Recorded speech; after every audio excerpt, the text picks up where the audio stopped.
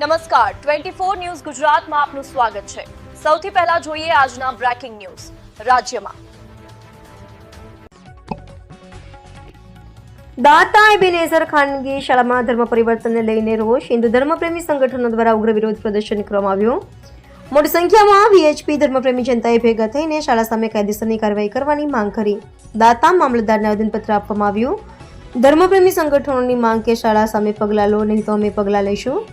ધર્મપ્રેમી સંગઠનોની માંગ કે તંત્ર પગલાં નહીં ભરે તો અમે શાળા સામે બુલડોઝર ચલાવીશું। દાતા એબેનેઝર ખાનગી શાળામાં ધર્મ પરિવર્તનની ઘટનાના આરોપ બાદ લોકોમાં રોષ। અગાઉ પ્રાર્થનાનો વિડીયો વાયરલ થયો હતો। અહેવાલ લાલસી ઠાકોર, દાતા। શિક્ષણ અધિકારીઓની અને શિક્ષણ મંત્રીઓની મગજની બંધી કરવાની જરૂર છે। હાલ શિયાળો ચાલે છે, ગુંદરપાક ખાય સરકારી કર્મચારીઓ અને થોડું સારું વિચારે હિન્દુત્વ પ્રત્યે કે આવા લુચ્ચા લોકોને સ્કૂલની પરમિશનો ના આપી દેવાય। આ ધંધો નથી, આ ધર્મ છે, ધર્મને ધંધો ન બનાવાય। વિચારવામાં આવી છે। જય શ્રી રામ। હું ભારત જયરાજસિંહ, વિશ્વ હિન્દુ પરિષદ દાંતા પ્રખંડ મંત્રી। છેલ્લા 3 વાર અલ્ટિમેટ આપ્યા છે। હવે કાયદેસરની એવી કાર્યવાહી થશે જો તંત્ર જાગે નહીં તો વિશ્વ હિન્દુ પરિષદના કાર્યકર્તાઓ ત્યાં જઈ અને જેસીબીથી ઉખાડવાનો આવશે તો પણ ઉખાડીશું, ત્યાં તાળાબંધી કરવાની આવશે તો પણ કરીશું અને ત્યાં આગળ ધરણા પણ અમે ઉતરશું। જય શ્રી રામ।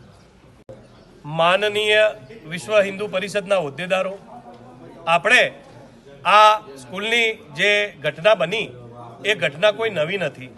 આ ઘટના પબ્લિક સામે ખૂબ મોડેથી ઉજાગર થઈ છે, પણ વાસ્તવમાં આ ઘટના વર્ષોથી ચાલતી આવતી, જેને ગટર કહેવાય, એ હિન્દુ સમાજની અને સમાજની અંદર વ્યાપેલા આ વિધર્મી ગટરો છે। આ લોકો શિક્ષણ માફિયા છે, શિક્ષણ એમનો ધંધો છે, એમને કોઈ સરસ્વતી માતા જોડે લેવા દેવા નથી।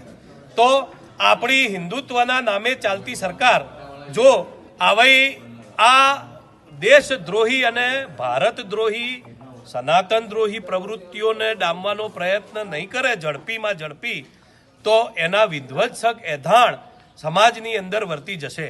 આજે અમારા યુવાન છોકરાઓ કે બીજા ત્રીજા, હવે અમારા ગયડા માણસ હોય પણ એ પણ કહે છે કે હવે આને છોડાય નહીં, આને મેથી પાક ચખાડવો પડે, પણ છતાં પણ ભારતના બંધારણની અમે અનુસરણ કરવા માટે આપણો સર્વ સમાજ એ આપણા ભારતની એકતા અને અખંડતા માટે કોઈ પણ પ્રકારનો વિઘ્નરૂપ નથી થવા માંગતો, પણ એની અંદર આવી ઘોર ખોદાયેલી હોય એવા તત્વો, દાખલા તરીકે અંબાજીમાં એ ખાટકીઓને પરમિશન આપે તો અંબાજી મંદિર એ મહાશક્તિપીઠનું ધામ છે, એની અંદર આવી પ્રવૃત્તિઓને માઝા મૂકવા ના દેવાય।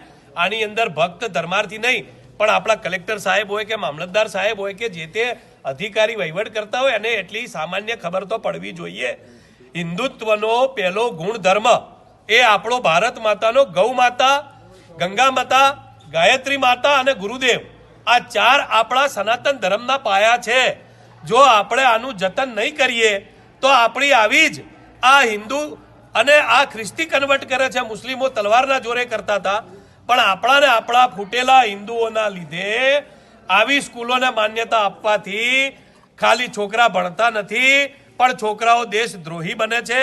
તો આવી પ્રવૃત્તિઓ માટે કાયદો અમારે હાથમાં ના લેવો પડે, એના માટે તાત્કાલિક સરકાર જાગે અને આ એક જગ્યાએ નહીં, આ એક સ્કૂલ નહીં પણ ગુજરાત રાજ્યની અંદર જ્યાં પણ આવી ઘટનાઓ હોય ત્યાં તાત્કાલિક સીટ બનાવી અને એની તપાસ કરે અને ખાલી સરકારી કર્મચારીઓની સીટ નહીં પણ એની અંદર સનાતન ધર્મ ગુરુઓ અને સમાજના આગેવાનોને સાથે રાખી અને સંવેદનશીલ સીટ બનાવે, નહીં કે ખાલી બતાવવા માટે કે અમે પ્રોસેસ કરી। તો મહેરબાની કરીને આના રિઝલ્ટ લોકશાહી પદ્ધતિથી આવે એ અમે એની બિલકુલ એની જ આશા રાખીએ છીએ।